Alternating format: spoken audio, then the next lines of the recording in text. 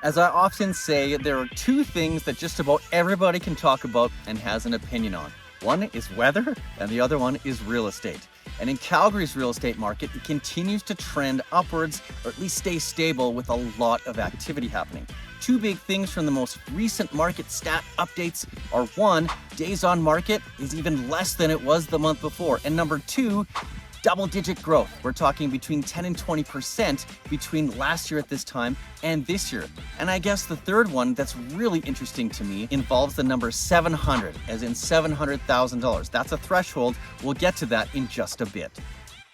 If you're new to the channel, I'm Jeff Tincher, realtor, agent with Real Broker here in Calgary. I have connections across Canada and North America for that matter. And listen, if you like videos like this, I'd love it. If you want to see more, if you could subscribe to my channel, maybe give it a like, add some comments because it really helps grow the channel. And I love hearing back from people like you. We are here in beautiful, sunny, green Signal Hill. Not a bad little spot. It's in Southwest Calgary. And before I forget, the earbuds are in again because guess what? My lav mic failed. So have to go to plan B, no excuses. And on that note, there are definitely two things you need to know from the latest market stats, especially when it comes to, hey, how much is my home worth? And also, how quickly will it sell? 19 days. 19 days. Let me take a sip of my Starbucks and put it down. 19 days. That is how long on average it's taking to sell a property in Calgary right now. That's even down slightly from the month before where we were close to about 21 to 23 days. Some are selling quicker, absolutely unconditionally. And then there are some that with conditions, whether it be financing, 10 business days, condominiums, documents, those sort of things, that's taking a little bit longer. But the average time for you to sell your property in Calgary and surrounding area is 19 days. That's pretty darn fast. When you factor in, and I've alluded to this before in some of the other videos, that $700,000 price point, that's where you're seeing the market. There's a bit more inventory coming to market. The demand isn't quite as high. So you're seeing some of those properties, 700 and upward into the luxury market, trend longer than 19 days. And that's because the demand just isn't quite there. Interestingly, we've had the interest rate change recently too, where they went from 5% to 4.75%. Now, does that mean we'll start to see some of that area and that demographic and that price point changed because now people's affordability has changed? Before, if at 5% you were lumped in with the bigger group of buyers where your absolute max was say $695, was all you could afford. Well, that's where there's less inventory, there's more demand, so there's still bidding wars, there's over list sales, there's all those things. It's very competitive.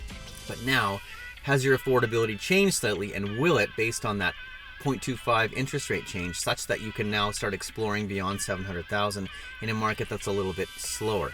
19 days. That's pretty amazing. It'll be interesting to see whether that trends forward, if that changes. And as our benchmark price continues to trend upwards, don't expect that it's going to keep going crazy up high, but as it continues to trend upwards, what does that look like for affordability? What does that mean for that 19 days that it takes to sell your home?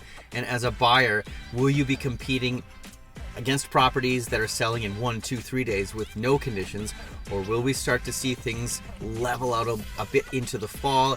And as things get more balanced, it'll remain to be seen. But 19 days, that's your indicator right now. All right, when it comes to price point, and I know a lot of you are watching this and keeping tabs on it, whether it's basically from condo townhouse all the way up to semi-detached, single family detached in Calgary and surrounding area, you're anywhere up from year over year from this time last year up between 13 and 19%. From month to month, from basically about a month ago, you're actually up another 1% on average. So you can use that in your calculations where you say, hey, we were thinking of being move-up buyers. What equity position are we sitting in this property right now? Did we buy 3 years ago and we're suddenly up $200,000 or $300,000? That's amazing. Remember though, when you go to move up, you're gonna be experiencing the same thing when you change price points. Yes, there's been that interest rate change that I've talked about in the last little bit, but it's going to be interesting to see two things. One, for those that have a bunch of equity that they're sitting on, quote unquote, in their property, to be able to pull that out on a sale and then put down a bigger down payment on something that's more expensive on a higher price point. If you're a move-up buyer, I do believe we'll start to see that trend going forward a little bit more. On the other hand too, let us not forget that there are mortgage renewals coming up later in this year, definitely in 2025, 2026, where yes, you've built up that equity in your property, but remember too, if you've still got if you've got half of your mortgage to pay, if let's just say for example, you got a $400,000 remaining balance on your mortgage, and you're refinancing at 4.75% instead of the amazing 2% that you had 3 years ago, just be prepared for those payment shocks if you've not been preparing for it ahead of time. And by that I mean if you're going from, and I'm just throwing out a number, if you're going from a $2,000 mortgage payment now to when you refinance in a year or two, suddenly that's a $3,500 mortgage payment because of the interest rate differential. That is going to make some people say, hey, well, I'm just barely making ends meet as it is. We cannot move up by. On the flip side, we're still sitting on a good equity position in our house, but you really have to crunch those dollars and cents to make sure it's the right decision for you.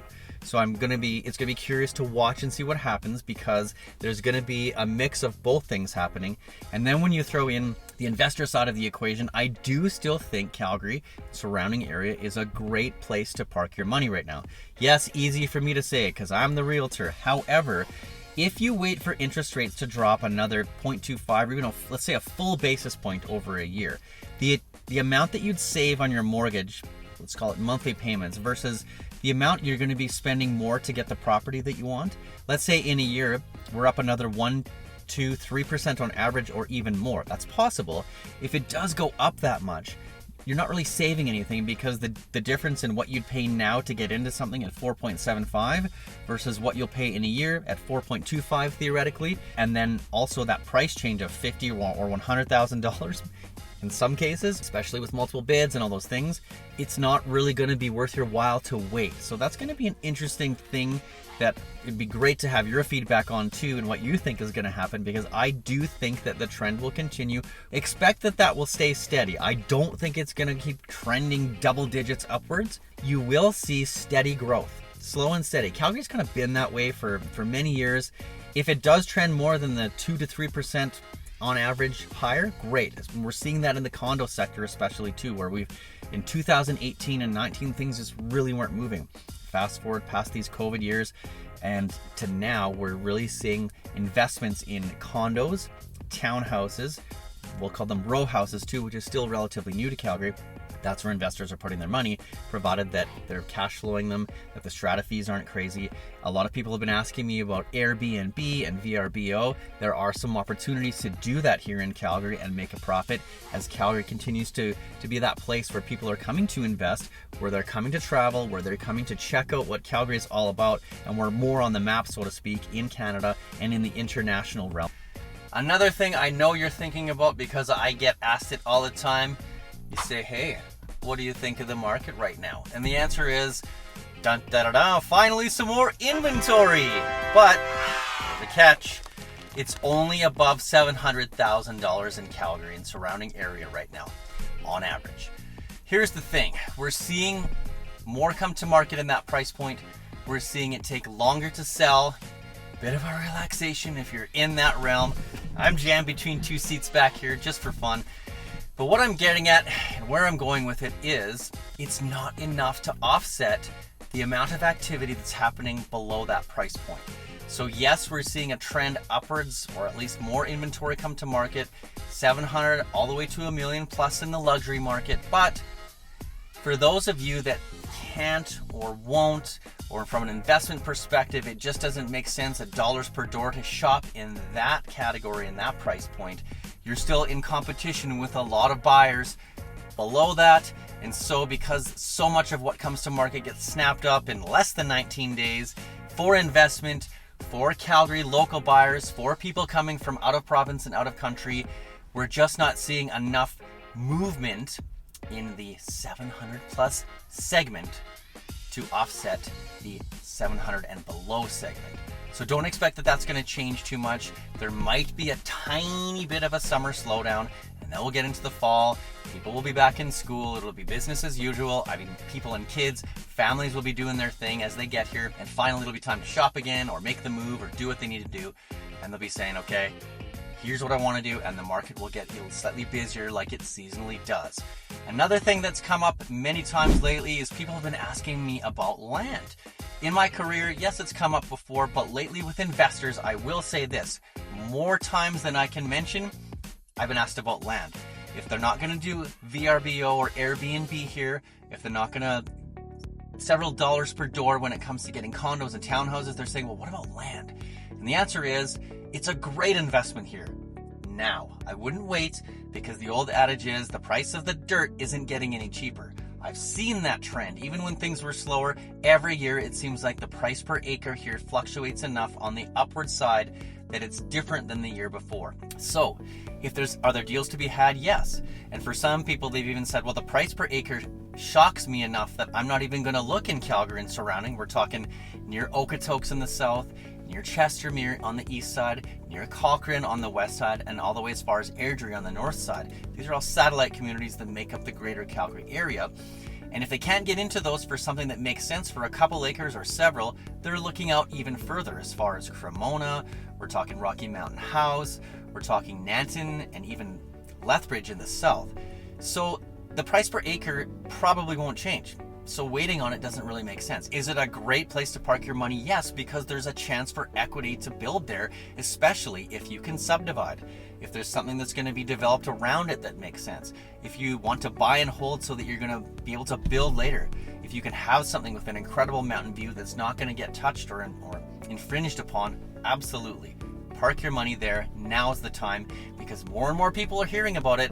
They want to be closer to Banff and Canmore. They want the space. They want to be closer to, let's call it Calgary and some major centers, but not that close. And they want the amenities that come with it. Caveat being that if you're going to do that, and I've had this discussion with some investors, make sure that you know ahead of time.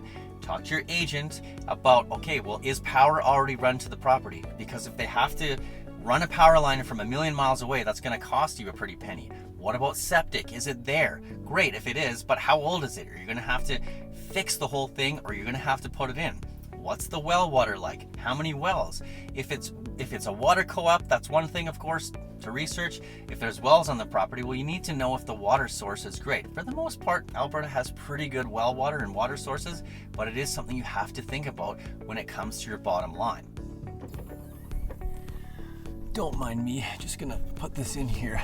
Didn't see you there. Actually, I did. This is clearly set up. On the luxury market side, while I'm here, let me tell you that we are seeing sales happen. Are they going at full list? Not usually, but are we still seeing steady growth and some transactions happen? Yes.